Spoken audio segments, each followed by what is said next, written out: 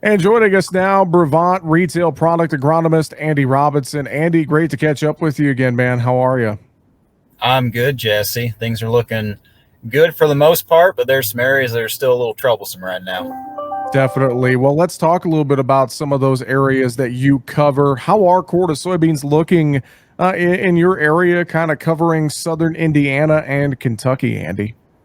Yeah, it's much like rest of the Corn Belt. There's some really nice areas where I would say probably things were planned a little later, and it was kind of a blessing for everyone for that. As frustrating as it was early in the season, but pollination in some areas of southern Indiana, especially that southwest area, corn and soybeans are looking really good overall.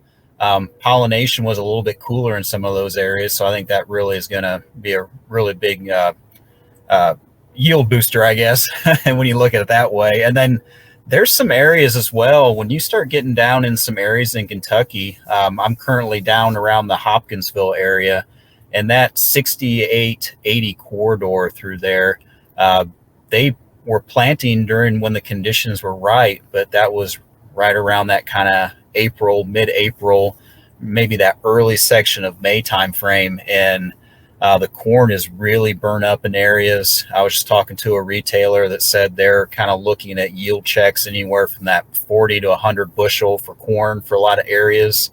And so it's going to be kind of a downer type harvest. It's not going to be what they've experienced the last 3 or 4 years down in Kentucky. Beans, they're starting to come back around. Finally got some moisture in a lot of areas of Kentucky, and they're starting to put on some green growth. And the nice part about having indeterminate soybeans is they'll put some more flowers and pods on and fill out. Well, Andy, as we think about this year and start thinking ahead to 2023, any surprises, any key takeaways you've seen so far this season that might help us better plan for next season? Yeah, I would say one is within soybeans. With the soybean market price that we're seeing a lot of SDS coming in across the board. We've got some good products that have good sudden death protection. But I would say this is probably, as we're going to the next year, if we don't see a lot of changes in the soybean market, then it'd probably be good to talk to your retailers about an Olivo or a Saltro type product just to help protect against sudden death. That's definitely starting to rear its head. And you guys know that then the importance of having those leaves on towards the end of the season. And there's going to be some early senescence that takes place. So Well, I would say that is definitely a key one on soybeans that we're learning this year. Well, Andy, you mentioned SDS. What about weeds or pests? Have any of those been spurring some conversations between you and growers this season?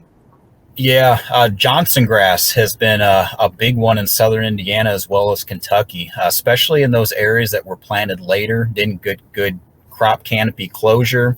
And so that Johnson grass really came in here this year, and it's kind of led to some conversations about making sure that we get better grass control and really help control those rhizomes to make sure that we're getting those and making sure we're getting a rotation in there as well to help with that. But we've got some new technologies coming down the pipeline with Vorseed, where we're bringing in Enlist, and then in the future Power Corn List, where you can actually use some FOP chemistries on there to help control that Johnson grass. Well, Andy, you mentioned a couple of new seed technologies there. Are those some, or what are some others that maybe you and customers have your eyes set on for next season?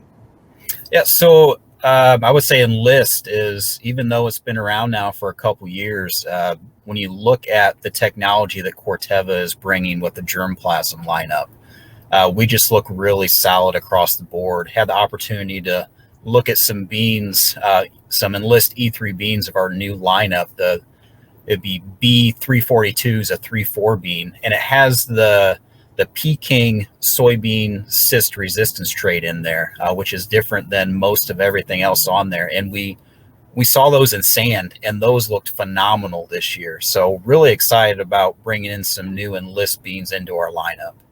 Well, Andy, fantastic stuff. I'm sure if growers have questions, they want to reach out to an agronomist such as yourself or a local retailer, learn more about the Brevant portfolio. I'm sure online, Brevant.com, or if they know a local representative, reaching out to them would probably be a good place to start, wouldn't it? Yeah, that would be great. Our retailers, we work very closely with them, obviously being in the retail brand within Brevant. But another place that you can go if you're interested in seeing yield data, if you go onto Brevant.com, there will be a section up there where you can click on Be the First to Know on the website, and you can sign up to get real-time agronomic information as well as yield data coming your way this harvest season.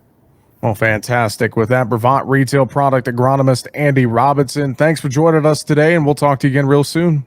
All right, thanks, Jesse. Have a good harvest.